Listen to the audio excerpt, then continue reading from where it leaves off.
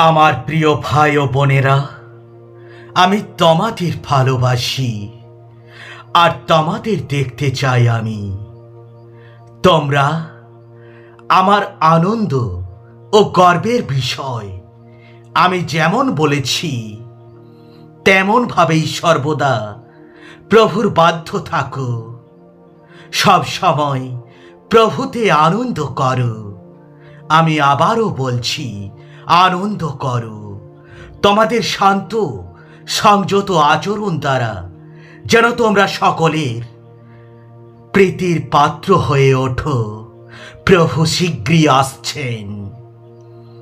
কোনো কিছুতে উদ্বিগ্ন হইও না, বরং সকল বিষয়ে প্রার্থনার মাধ্যমে তোমাদের যা কিছু প্রয়োজন তা একমাত্র ঈশ্বরকে জানাও এবং তাকে তোমরা ধন্যবাদ দাও।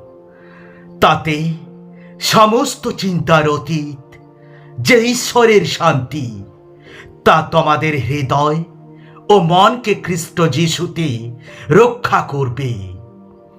আমার ভাই ও বোনেরা, আমি এ কথাই বলবো, যা কিছু সত্য, যা কিছু সম্মানীয়, যা কিছু ন্যায়, যা কিছু পবিত্র, যা কিছু প্রীতিজনক, যা কিছু ভদ্র, যে কোনো সদ্গুণ ও যে কোনো সুখ্যাতিযুক্ত বিষয় দিয়ে তোমাদের মন পূর্ণ রাখো।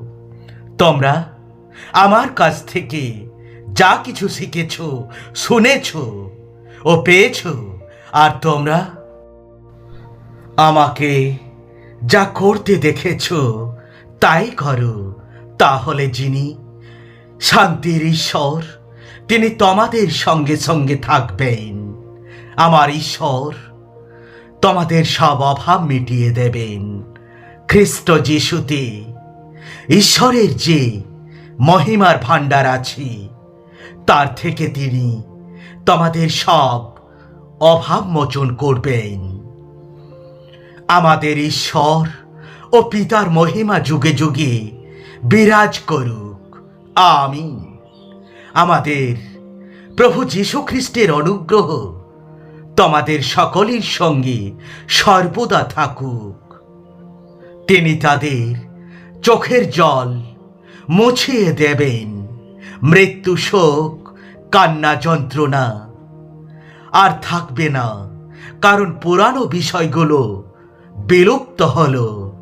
আর যিনি সিংহাসনে বসে আছেন, তিনি বললেন, দেখো, আমি সব কিছু নতুন করে করছি। পরে তিনি বললেন, লেখো, কারণ এসব কথা সত্য ও বিশ্বাসযোগ্য। যিনি সিংহাসনে বসেছিলেন, পরে তিনি আমায় বললেন, সম্পন্ন হলো। আমি আলফা ও ওমেগা, আমি আদি ও অন্ত।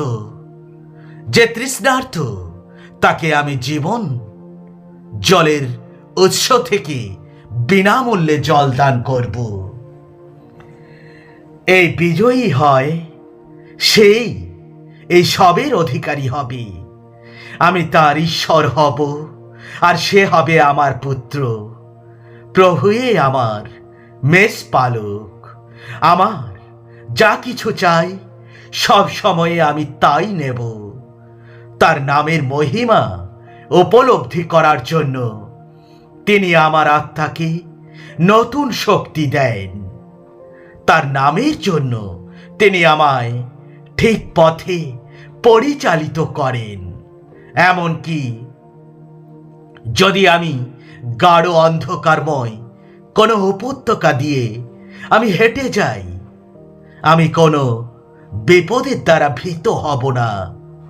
কেন? কারণ আপনি যে আমার সঙ্গে রয়েছেন।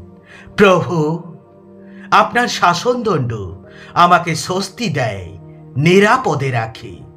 প্রভু, আপনি আমার জ্যোতি এবং আমার পরিত্রাতা। আমি কাউকে ভয় পাব না। প্রভু আমার জীবনের সুরক্ষা স্থান। তাই কোনো লোককে আমি ভয় পাব না। মন্দ লোকরা আমায় আক্রমণ করতে পারে এবং আমার শত্রুরা আমায় ধ্বংস করার চেষ্টা করতে পারে, তখন তারা হোঁচট খেয়ে পড়ে যাবে। তোমরা অবশ্যই প্রভুকে ভালোবাসো।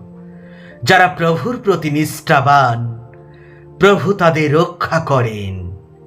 কিন্তু যারা নিজের ক্ষমতা নিয়ে দম্ভ করে, প্রভু তাদের শাস্তি দেন।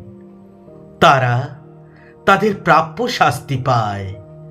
তোমরা যারা প্রভুর সাহায্যের জন্য প্রতীক্ষা করছো, তারা সাহসী হও, শক্তিশালী হও। ঈশ্বর আমাদের আশ্রয় এবং আমাদের শক্তির উৎস। সমস্যার সময় তার মধ্যেই আমরা সব সাহায্য খুঁজে পাব। তাই যখন ভূমিকম্প হয়, যখন পর্বত ভেঙে সমুদ্রে পড়ে যায়, তখন আমার ভয় পাই না। যখন সমুদ্র উত্তাল হয়ে ওঠে আর গর্জন করে এবং পর্বত যখন কেঁপে ওঠে, তখন আমরা ভয় পাই না। একটি নদী আছে যার স্রোত ঈশ্বরের শহরে, পরাৎপরের পবিত্র শহরে আনন্দ বয়ে আনে। আমি দুর্দশাগ্রস্ত ছিলাম, আপনি আমায় স্বস্তি দিয়েছেন। আপনার বাক্য আমাকে পুনর্বার বাঁচিয়ে দিয়েছে।